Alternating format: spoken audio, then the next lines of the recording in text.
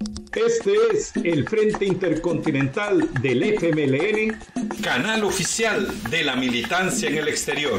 Se levanta una nueva generación de valientes jóvenes militantes del FMLN. Juntos a nuestra gloriosa vanguardia histórica y una nueva dirección que dará un mayor impulso y abrirá las sendas donde volveremos a caminar y retomar los cambios para nuestro pueblo. Enviamos un fraternal saludo a toda la militancia del FMLN en el exterior, así como a todo nuestro pueblo salvadoreño en general. ¡Comenzamos! ¡Vámonos al tope! Sean todos y todas bienvenidos a esta nueva programación del Frente Intercontinental. Pedimos en principio una excusa que por motivos técnicos hemos salido un poquito retrasados al aire, pero ya estamos aquí y la buena intención es ofrecerles un programa interesante, ameno y que ustedes puedan participar enviándonos sus preguntas si es que las tienen y también comunicándose con sus allegados, sus conocidos para que para que transmitan nuestra programación, para que inviten a que nos escuchen. Bueno, hoy es martes 12 de noviembre del 2024 y en esta ocasión tendremos de invitado al compañero Carlos Castaneda, quien es el secretario de Relaciones Internacionales del FMLN, un compañero de alta trayectoria, de mucha experiencia a nivel de las relaciones internacionales, la diplomacia, y a quien le queremos dar la bienvenida a este programa. Un saludo, compañero Carlos Castaneda. ¿Podría abrir su cámara, por favor? Ujú. Ahora sí. Sí. Muchas gracias, compañeras y compañeros, en esta ardua labor que ustedes juegan permanentemente, vinculando la información en sus diferentes formatos de entrevistas, diferentes temáticas. Agradecer a ustedes esta tarea revolucionaria. Y por supuesto, saludar a la audiencia y listo para vuestras temas o preguntas que puedan haber en el momento de la entrevista. Gracias, compañero. Sí, decirles que estamos transmitiendo por el canal, por el Frente Intercontinental, que es el canal oficial de la militancia en el exterior, de la militancia del FMLN en el exterior. El colectivo que está ahora transmitiendo somos el colectivo de Europa. En los controles tenemos al compañero Hugo García. Mi nombre es Isela Sánchez. Y bueno, vamos a dar inicio a este conversatorio con el compañero Carlos Castaneda, en el que le pediríamos que nos comente lo último que ha acontecido así a nivel de nuestro país, ¿verdad? De las conmemoraciones que hemos tenido.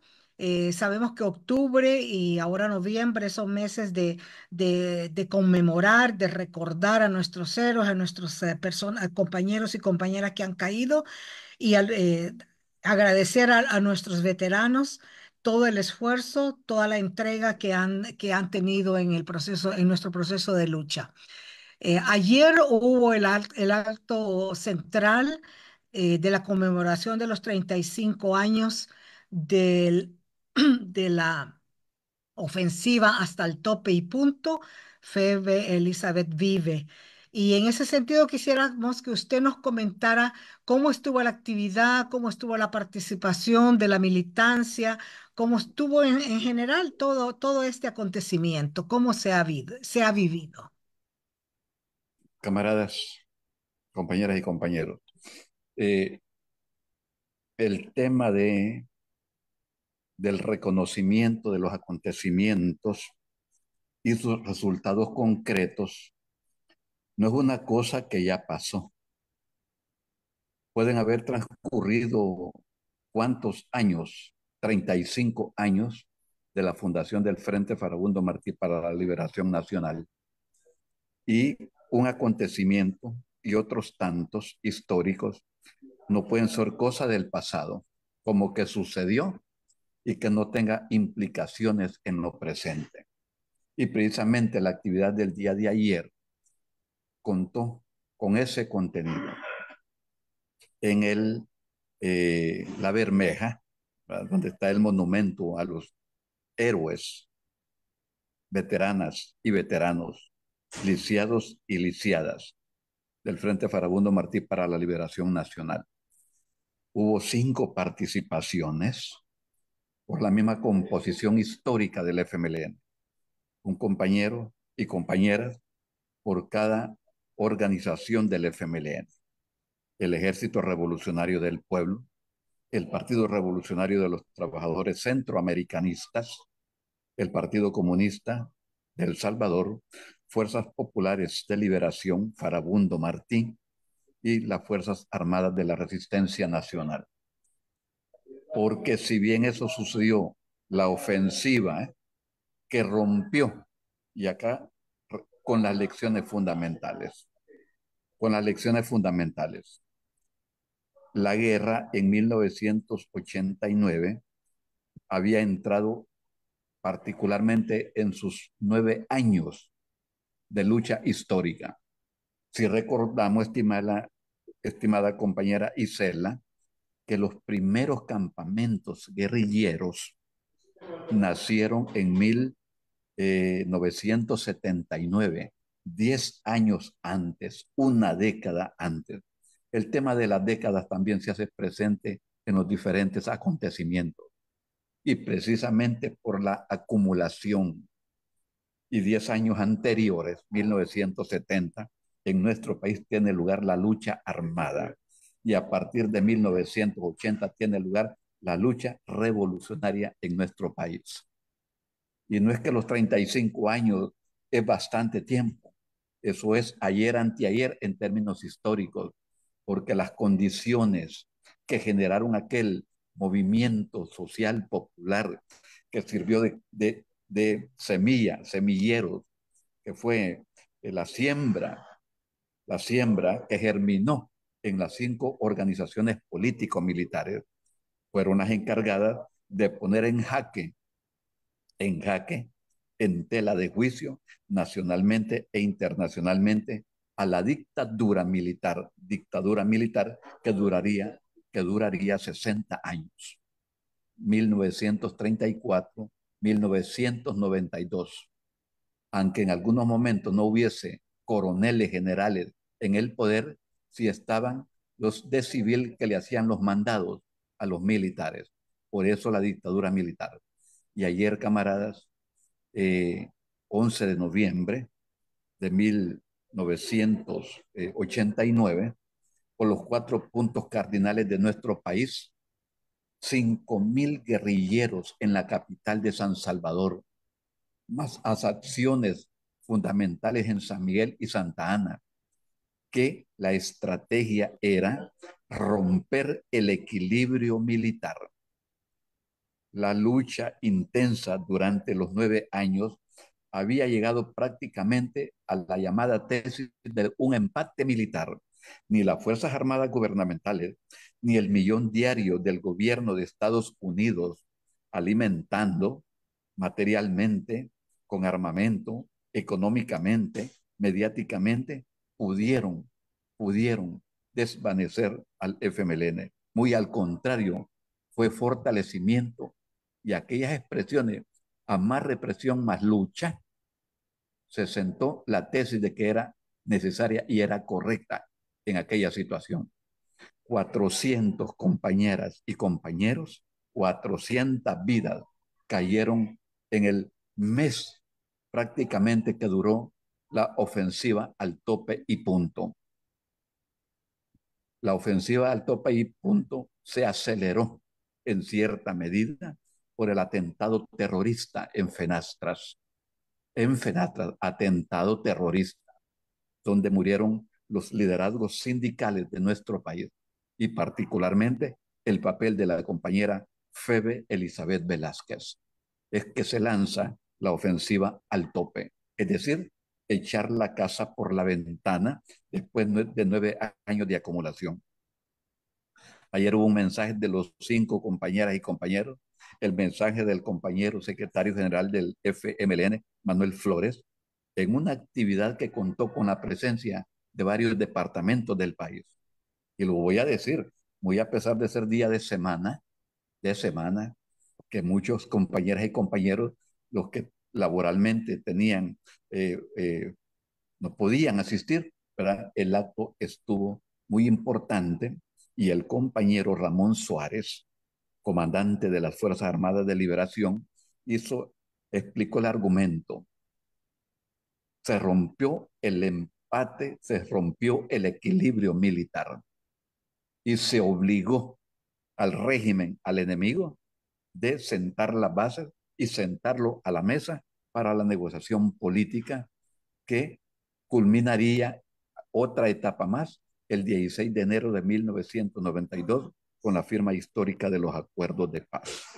Entonces no fue cualquier cosa. Han habido procesos en el mundo que no tuvieron el desenlace en materia del resultado de la acumulación que tuvo el Frente Farabundo Martí para la Liberación Nacional. En la ofensiva del FMLN, haciendo rehén al secretario general de la Nación de Organización de Estados Americanos, Joao Baena Clemente Soares, en el Sheraton presidente en aquel momento, posteriormente Crown Plaza, fue el conocimiento total del FMLN a nivel mundial, a nivel internacional. Las credenciales, las cartas producto de esa ofensiva y producto de la entrega y el sacrificio de vida, de la experiencia que murió combatiendo, es que se obligó al régimen y se involucró como una novedad histórica mundial a la Organización de las Naciones Unidas para verificar el proceso salvadoreño bajo el organismo de la ONUSAL, Organización de Naciones Unidas para El Salvador, y cuando el avance ya estaba muy avanzado, vino MINUSAL, Misión Naciones Unidas para El Salvador, caso inédito que verificó el proceso de paz y que dio resultado. Aquella propuesta del enemigo de pongan las armas y negociamos es al revés. Sentemos las premisas y después deponemos las armas. Y por eso la cantidad de diálogos y la ofensiva del 89 sentó las bases para abrir la negociación política en el protocolo de Ginebra de 1990, 4 de abril justamente, donde se sentó la agenda que nunca paró hasta culminar 2 años después en los acuerdos de paz. Y el Frente es el protagonista, el culpable de haber abrido las puertas anchas de la democracia en nuestro país, para que el movimiento social, popular, sindical, universitario, estudiantil, tuviera los espacios para poder expresar sus propias reivindicaciones negadas a lo largo de la historia. Ese es el significado y por eso estuvimos el día de ayer en La Bermeja, en ese crucial acontecimiento de 1989. Pero no quiero dejar de mencionar el asesinato de los sacerdotes jesuitas. 16 de noviembre de 1989. La desesperación del enemigo fue tal que trató en un primer momento de acusar a la guerrilla de ser la organización que había aniquilado a los jesuitas. La mentira le duró poquísimas horas. La Universidad Católica estaba rodeada por el batallón Atlacat, por el Viria Atlacat. Y justamente cuando se da a conocer al mundo de quiénes eran los responsables de ese macabro asesinato, el Frente sentó más su posicionamiento internacional. Camarada, esa es la lección histórica y por eso la conmemoración el día de ayer en La Bermeja, en un buen contingente de compañeros. Gracias, compañero. Sí. Un dato, fue el 27 de noviembre, otro noviembre de 1980, cuando el régimen, cuando los escuadrones de la muerte asesinaron a nuestros queridos camaradas del Frente Democrático Revolucionario, aliado estratégico del Frente Farabundo Martí para la Liberación Nacional. No pudieron y hubo que transitar durante largo tiempo en una impecable guerra revolucionaria para obtener estos resultados. Eso se explicó el día de ayer, camaradas, en un buen ambiente de compromiso y de asistencia de la militancia histórica y la juventud que estuvo presente ayer. Gracias, compañero Carlos. Sí, y esto nos demuestra, ¿verdad?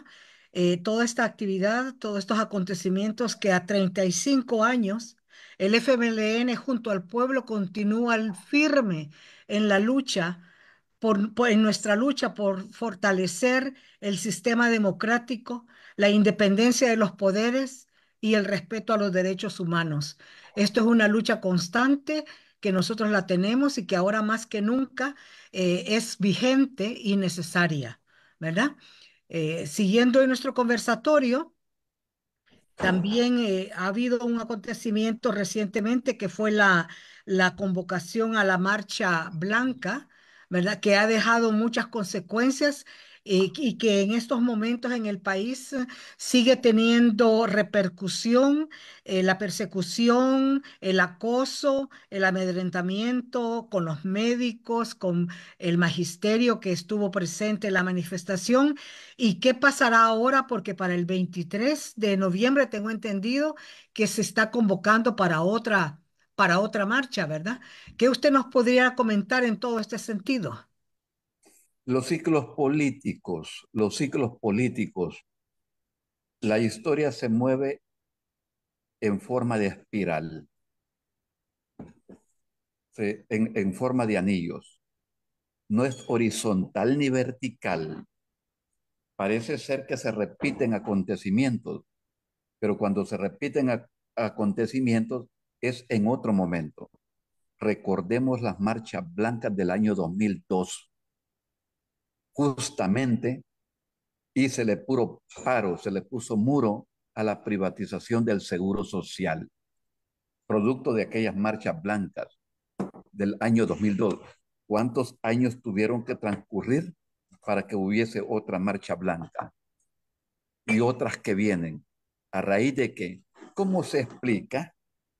¿Cómo se explica que los maestros, y muy a pesar de los rompehuelgas, de los esquiroles, de los líderes, de, de los maestros, sabotearan un día antes la convocatoria misma que ellos estaban haciendo, negociando a saber qué con el gobierno salvadoreño para truncar la expresión del día siguiente, el día sábado?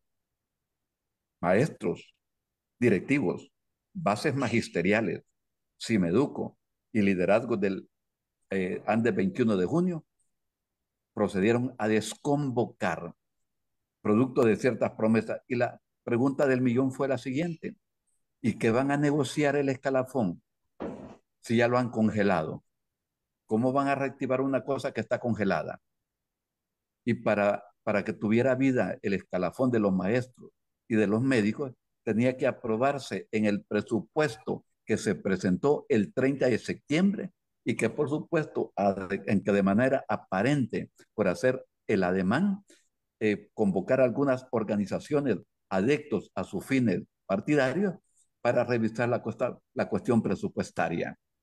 Y la gente salió. El señor, el señor del Ejecutivo había dicho en momentos anteriores: el día que vea 50,000 protestando, en ese momento me voy a comenzar a preocupar. Mucha atención. Y repito lo de los siglos políticos. Las condiciones inclementes, económicas, sociales, poco a poco van madurando, va calentando el ambiente gremial, social, sindical, comunitario, los sectores golpeados por la grave situación económica, cuando la promesa, después de la guerra contra las pandillas, viene el desarrollo del país. ¿Cuál desarrollo?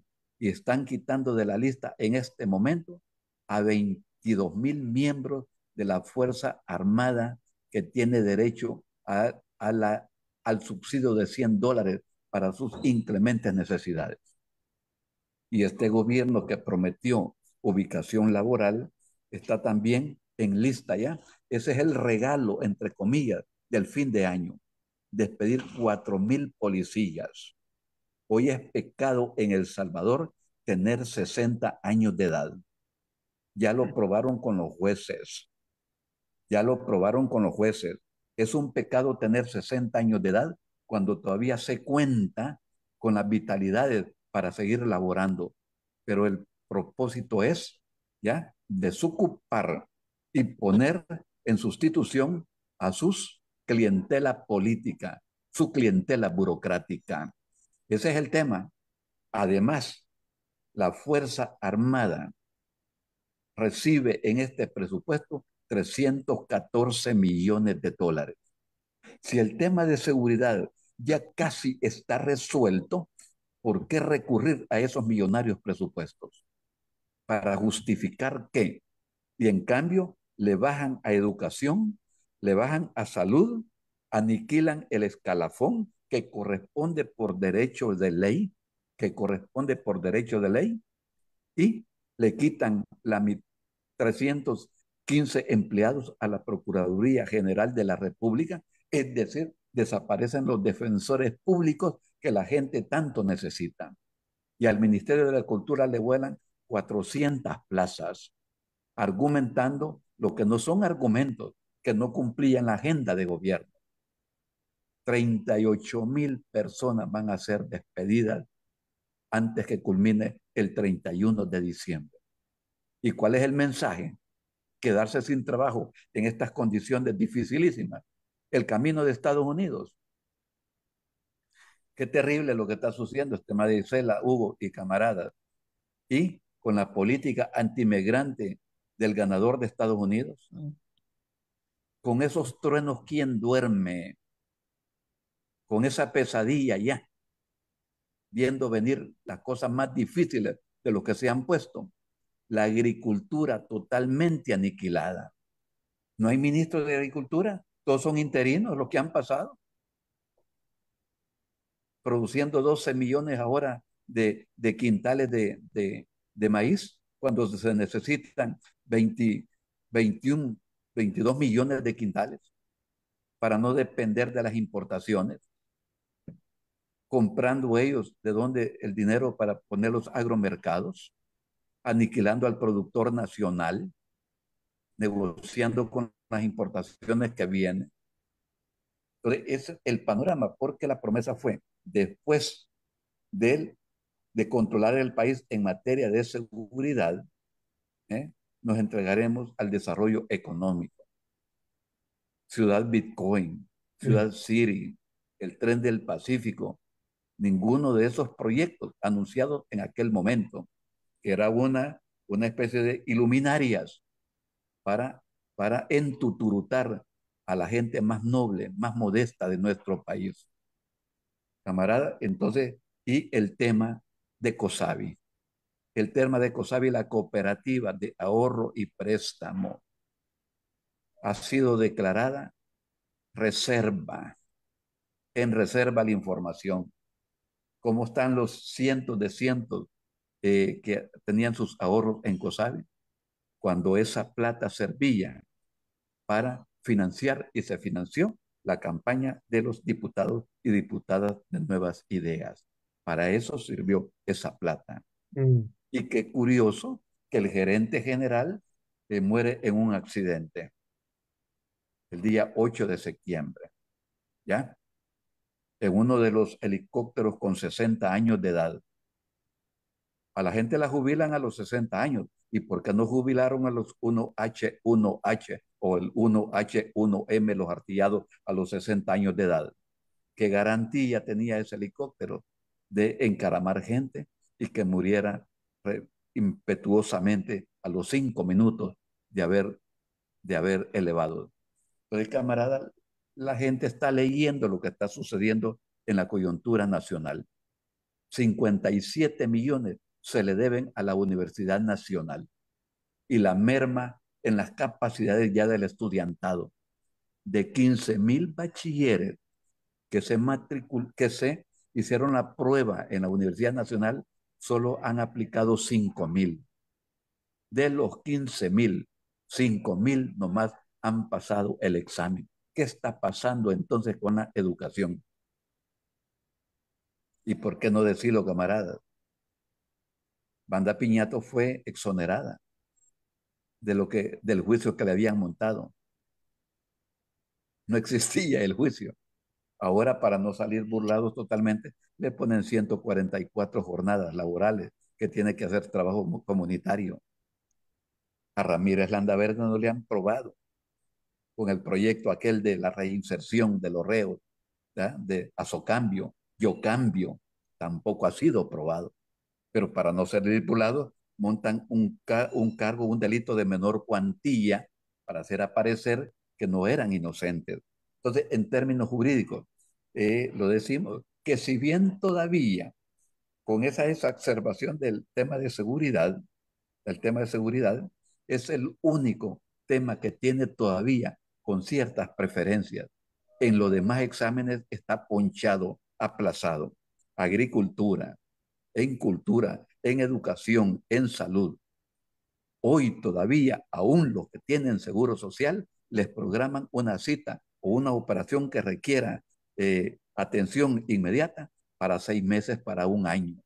Ese es el tema del seguro social. Y no pierden la estrategia que tienen de unir la red hospitalaria nacional de los 30 hospitales nacionales con el seguro social y tragarse también la Universidad Nacional vía de no entrega de los presupuestos. Entonces, camarada, en el aspecto nacional y el desfalco en COSABI. En COSABI. O ya no puedes ir a protestar, ya no puedes ir a los portones, ya no puedes ir a la superintendencia financiera, que es donde tienes la información concreta, porque es información reservada. De poco a poco, y qué curioso lo de ayer, visita oficial en Costa Rica. Y mandan el video para convertirla en cadena nacional. Para convertirla en cadena nacional. Entonces, ¿ya? Entonces el régimen está sufriendo ya muchas fracturas de credibilidad, pero las marchas blancas, y viene la otra, el 23 de noviembre. Ha sido convocado el FMLN, de color y sin color. El FMLN no puede esconder sus colores. Es un actor social que tiene legado histórico en este país. En ese sentido, las 7,000 personas que desfilaron en la anterior, ahora hay que duplicar el esfuerzo, mínimamente, duplicarlo. La gente va reaccionando porque siente que ya, ¿verdad? En términos financieros, en términos económicos, en términos de reivindicaciones conquistadas en el pasado, están siendo burladas. Es el tema de los veteranos. El tema de los veteranos. Entonces, camarada, eso es lo más fuerte en la cancha nacional de lo que está sucediendo. Muy El bien. presupuesto, ¿ya? Ajá. Y el endeudamiento, que ya llegó a 30 billones, 30,000 millones, 30,000 millones de deuda. O sea que estamos condenados, que esa se extendería hasta en el tercer milenio, esa deuda, si se estuviera amortizando como se debe. Pero lo que se pagan es amortización, no el capital. No es el capital. O sea que estaremos endeudados de por vida, cuando ellos juraron sanear las finanzas públicas y que el presupuesto actual de 9,963 millones no tendría que recurrir a ninguna deuda, cuando han desfalcado el pozo de las pensiones,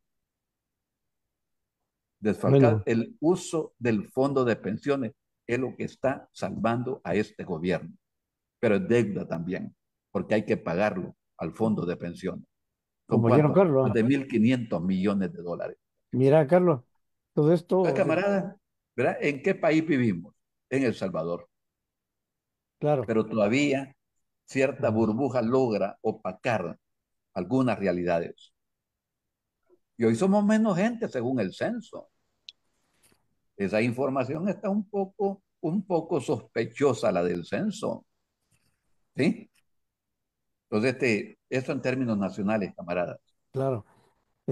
No, que llama la atención todo lo que tú mencionas, da un panorama en realidad, pues, muy lamentable, ¿no?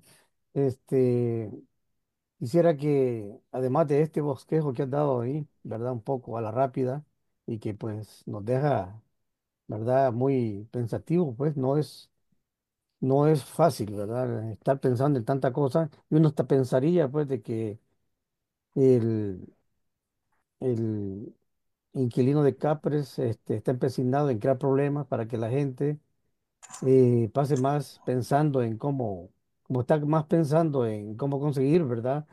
El pan de cada día, pues no logra entender qué pasa y no protesta, supuestamente, ¿verdad? Así que Sí, el pero eso 23, ya es relativo. La gente está acudiendo ya a pesar de las restricciones y de los ujú, temores. así es. La gente está saliendo. Pero ¿Y parece por qué que, sale? Ya, pero parece que esto no es aislado, ¿verdad? Algo tiene que ver con lo que está pasando en la región y quisiera que perfecto. pasáramos a eso. Voy a poner un video para comenzar a tratar el tema, pues, de lo que está pasando a nivel regional, o mejor dicho, cómo poder buscar explicación a lo que nos está pasando, ¿verdad?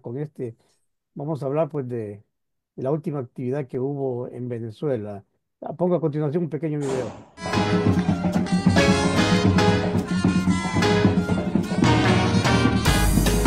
Sabe que la marcha es lenta, pero sigue siendo marcha. Esta es una introducción a la Sí, actividad que acaba de recién pasar en Venezuela, ¿verdad? El Foro Parlamentario Antifascista, al cual el FMLN fue parte de esa participación, de esos invitados, con una delegación, tengo entendido, de 8 compañeros que fueron para allá, entre los cuales estuvo encabezando esa delegación el compañero Carlos Castaneda. La el pregunta Frente concreta, Intercontinental. Carlos, Sí, es que, bueno, ahí vimos un video donde sí. se le está haciendo una recepción, ¿verdad? Una bienvenida a una delegación salvadoreña. Contanos qué pasó en esa Vaya, miren, ocasión. camaradas. Sí, la sustancia y la píldora vivida, como dice Gabriel García Márquez, con vivir, contarla, vivirla para contarla. ¿De qué se trata? Hay un fenómeno mundial que es el resurgimiento, el rebrote de los grupos neofascistas y fascistas. Sucedió en la hermana República de Nicaragua en abril del 2018. El fenómeno de las guarimbas, que son las maras de choque, para desestabilizar, para sabotear en Venezuela. Y el tema del inclemente bloqueo para Cuba, que ha provocado apagones hasta de 20 horas. Cuba, Nicaragua y Venezuela son la primera trinchera de gobiernos, poderes revolucionarios. Ahora que estuvimos en Venezuela, 9 compañeras y compañeros del FMLN, 9 compañeras y compañeros. Ha habido 3 eventos. ¿De qué se trata? ¿De qué se trata esta batalla? El 28 de septiembre convocó Venezuela a liderazgos sociales, populares, líderes comunitarios, para tratar justamente estos temas. Y lo han hecho de manera escalonada y eh, con grupos de cada país de esos liderazgos. El evento que yo acabo de asistir, su servidor jefe de delegación, es el foro parlamentario antifascista. Yo les expliqué, no soy parlamentario, sí, pero he sido funcionario público y ha sido parlamentario y soy de Secretaría de Relaciones Internacionales. Entonces, en ese sentido, camarada, asistimos.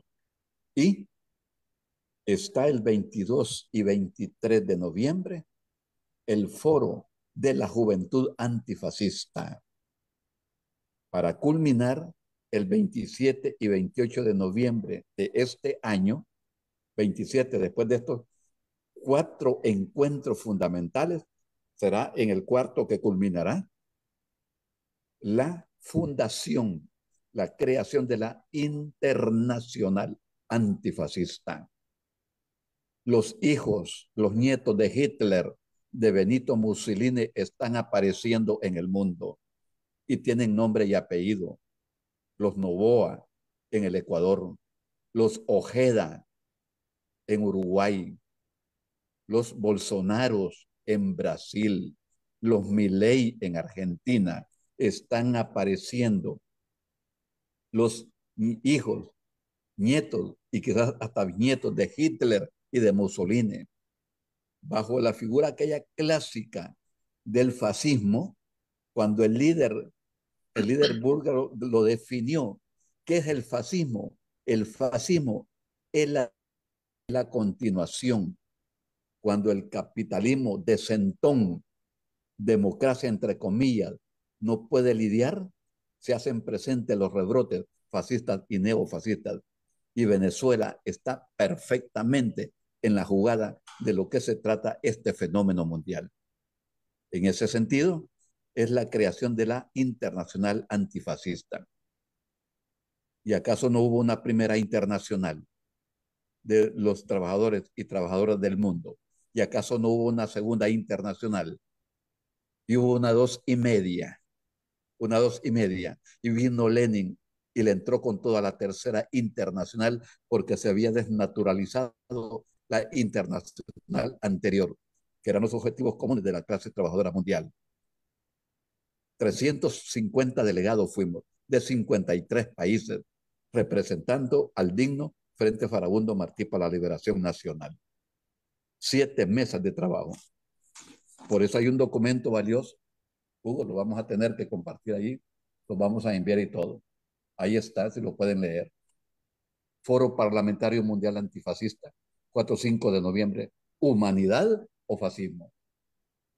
¿Humanidad o fascismo? Es una elaboración muy concreta de lo que está sucediendo en la coyuntura mundial. Porque también está el papel de los BRICS.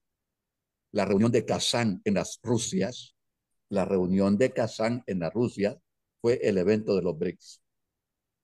Y los BRICS es la disputa mundial por un sur global con el globalismo contra los globalizadores. No vayamos a comer romanticismo que porque Trump llega se va a terminar la guerra de Ucrania. Atención con lo que está sucediendo en la coyuntura mundial.